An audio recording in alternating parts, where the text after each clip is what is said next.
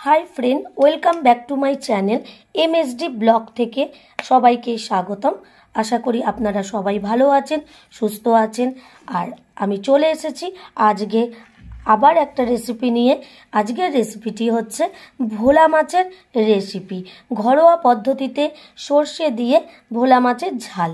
রেসিপিটি যদি আপনাদের ভালো লেগে থাকে অবশ্যই বন্ধুরা একটু লাইক কমেন্ট করে দেবেন আর বেশি বেশি করে শেয়ার করবেন, আর পারলে একটা প্লিজ সাবস্ক্রাইব করে দেবেন।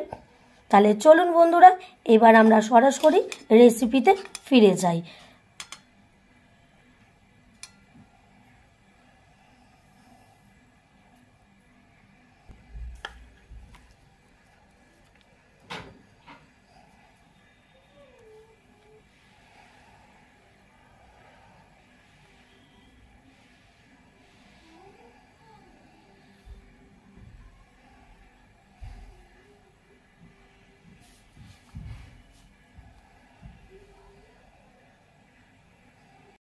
দেখুন বন্ধুরা, আজকের রেসিপিটা হচ্ছে আমার ভোলা মাছের রেসিপি।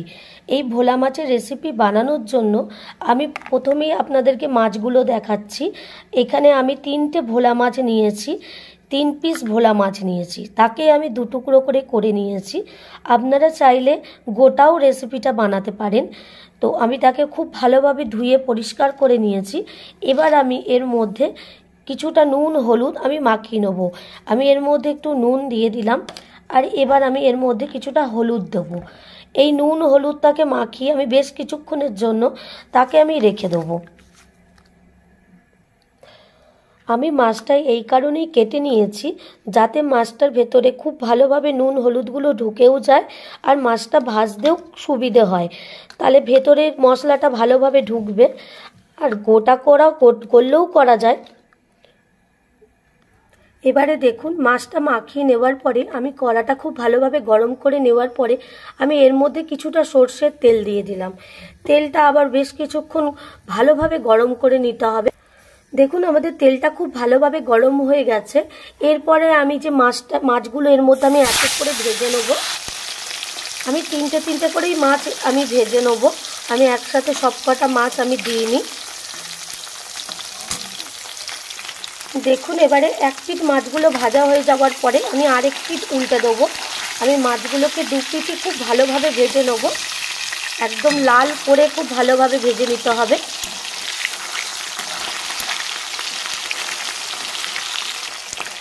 ভোলা মাছ একটু লাল লাল করে ভাজতে হবে, কারণ না হলে ভোলা মাছের আঁশতে গন্ধ ছাড়বে। যেহেতু সামুদ্রিক মাছ, তাই জন্য একটু ভালোভাবে সময় নিয়ে একটু ভালোভাবে লাল করে একদম ভেজে নেবেন।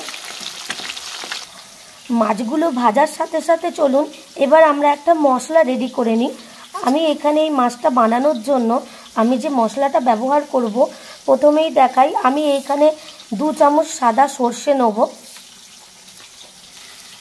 তারপর আমি এখানে কালো সর্ষে নিলাম 1.5 চামচের মতন। এবার আমি এখানে কিছুটা কাঁচা লঙ্কা নেব। এই যে দেখুন কয়েকটা কাঁচা লঙ্কা নিচ্ছি।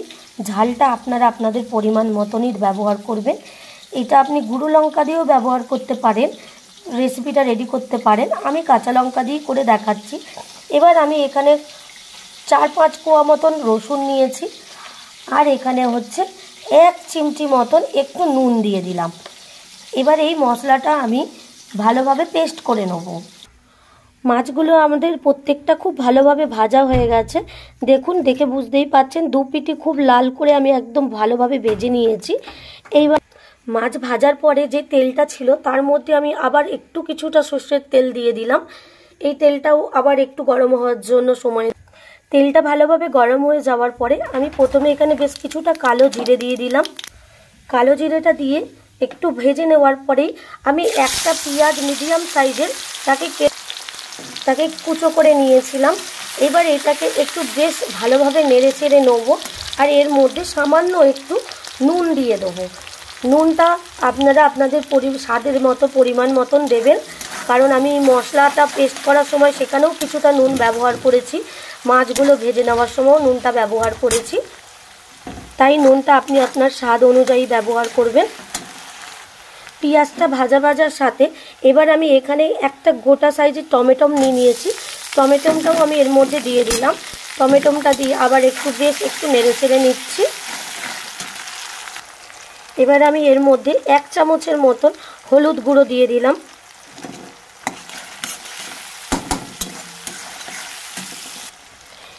এবার আমি এর মধ্যে বেশ কিছুটা একটু কালার লঙ্কা গুঁড়ো দিলাম, এটা শুধু রং হওয়ার জন্যেই। এবার এর মধ্যে আমি যে মশলাটা পেস্ট করে রেখেছিলাম এই মশলাটা এর মধ্যে আমি দিয়ে দিলাম। এবার মিক্সির জারটা ধুয়ে এর মধ্যে একটু জল দিয়ে যতটুকু বেরোবে ততটুকুই এর মধ্যে আমি জল ব্যবহার করব। এবার আমি এর মধ্যে মিক্সির জারটা ধুয়ে একটু জল দিয়ে দিলাম। এটা দিয়ে আবার একটুখানি নাড়াচাড়া করব। এটা সর্ষে বলে তাই বেশিক্ষণ আমি কষাবো না, একদম খুব অল্প সময় মতন একটু নেড়ে চেড়ে নেব। আপনারা দেখে তো বুঝতেই পারছেন এই রান্নাটা কতটা অল্প সময়ের মধ্যে তৈরি করে নেওয়া যায়, আর খেতেও খুবই সুস্বাদু হয়। অনেকটাই পুরো হোটেলের মতন এই রান্নাটা খেতে লাগবে। ভোলা মাছের রেসিপি আপনারা যদি এইভাবেই রান্নাটা রেডি করে নেন খেতে খুবই ভালো লাগবে। এই রান্নাটা করার জন্য এমন কিছু খরচের প্রয়োজনও হয় না, ঘরে যতটুকুই যাই থেকে থাকে সেইটা দিয়েই রান্নাটা রেডি করে নেওয়া যায়। যারা এখনো পর্যন্ত এই রান্নাটা বানাননি তারা অবশ্যই এই রান্নাটা একবার ট্রাই করুন। এইভাবে বানিয়ে আপনার বাড়ির লোকজনদেরকেও খাওয়ান, টেস্ট করান, অবশ্যই সবার এটা ভালো লাগবে আশা করব।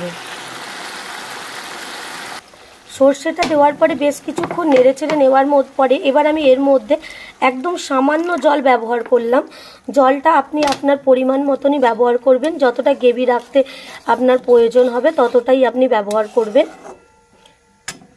এবার আমি এর মধ্যে একদম সামান্য ধনেপাতা আমি দিয়ে দিচ্ছি, আর কিছুটা ধনেপাতা আমি রেখে দিয়েছি। এবার আমি এর মধ্যে এক এক করে আমি মাছগুলো দিয়ে দিচ্ছি।